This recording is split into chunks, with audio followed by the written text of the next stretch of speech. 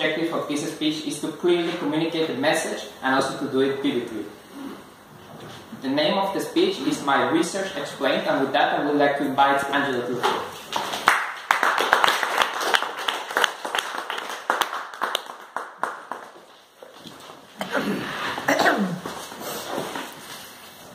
Fragment-based lead discovery for heat generation.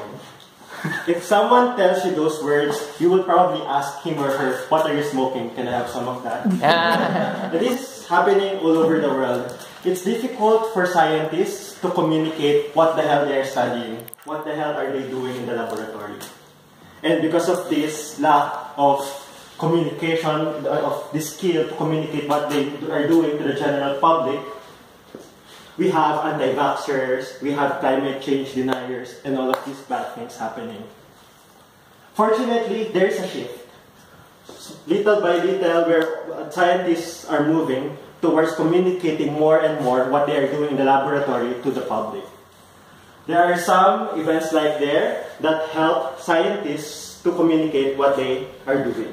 For instance, all of you obviously have heard of the Nobel Prize. Every year, this is given. But have you heard of the prize called Ig Nobel Prize?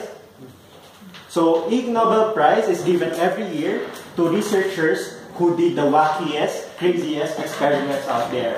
So, the theme of this prize is that this is given to research that first makes you laugh and later makes you think.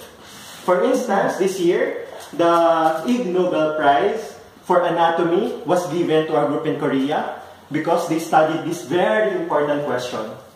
Why do all men have bigger ears? And another group in Spain were given the Ig Nobel Prize for obstetrics. So they were studying fetuses. And they were studying how fetuses perceive sounds.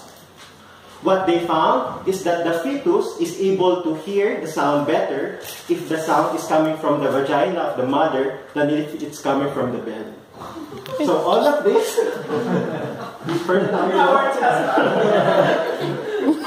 but my favorite part in this ceremony is called the 24/7 lectures.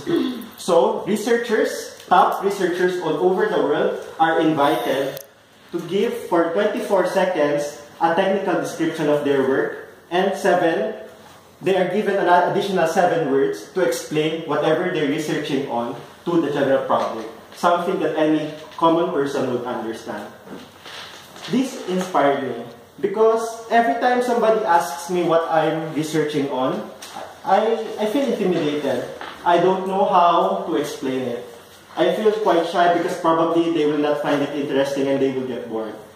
But since the theme or the objective of my speech today is to learn how to say it, I am challenging myself and I'll try to explain to you what the hell I'm doing, what I'm studying for my PhD here in Amsterdam. So normally, when people ask me, Angelo, what are you studying? I usually just tell them, I study innovation in the pharmaceutical industry, and try to ask them then, okay, so what are you doing? Okay, let's talk about other things now. But yeah, because it's difficult for me to explain, but now again, I'll try. So to give an overview of how the pharmaceutical industry innovates, I'll give you a tour of the drug development process. So, for a company to develop a drug, this is what they do. First, they identify a disease that a person has, or a disease that they want to solve. So, imagine your body. Your body is composed of different proteins. And normally, these proteins have to interact with each other to produce whatever you're doing now. But if one of those interactions are disrupted, then there you have a disease. So imagine your body as like having different basketball courts, and there are many basketball players trying to shoot. Then, what will happen is like if there's some disruption there and the ball doesn't shoot, then we have a disease happening. So what a pharmaceutical company does then is to hire some basketball players, create some drug that will continue shooting into that hoop. So they create a drug that will bind with the proteins in your body so that the interactions that were disrupted before continues to occur. Once they have made those drugs, they then test them first with animals. Then after they test them with animals, they test them to people in 3 clinical trials. First, to test for toxicity, and the next phases to test whether it actually works and solves whatever disease that you have. So, where does my research come in? The research that I'm studying, called fragment-based drug discovery, occurs in that part where the company tries to design the drug that will bind with that protein. So, it's the part wherein they try to train the basketball players that will try to shoot the hoop. In the traditional approach called high-throughput screening, what companies do is they just randomly test chemicals until they see a reaction. So that's the traditional approach. And for many, many years, that's what they were doing. So they were basically hiring random people out there to shoot until one is able to shoot and solve whatever disease that you have.